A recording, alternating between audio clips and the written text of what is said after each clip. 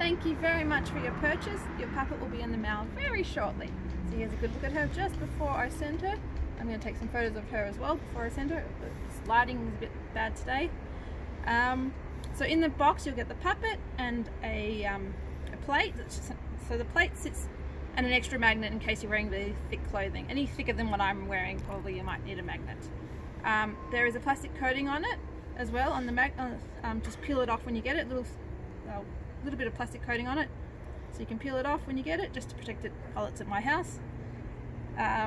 So what you do is, if you're wearing it, you bend this with your hands so that it fits nicely over your shoulder, so that it's a nice curve. At the moment it's straight. I've got one here.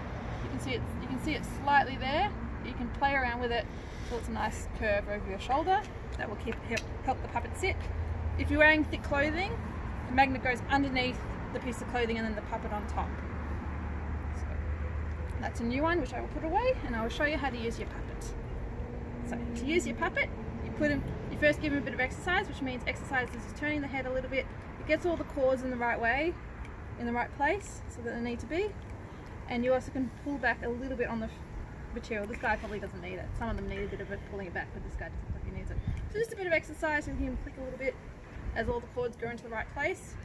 Separate the fur from the magnet, and then put the magnet over your shoulder. Make sure it's nice and tight and won't come off, like that. And then you grab your controller, hold it like that, and then push it down to make him look up. Hold this and hold this, push it down to make him up. To turn, you hold this. I usually hold like this and then turn like that. That's one way, and then you go back the other way, and it will turn him the other way. And a combination of this, you might need to practice in the mirror.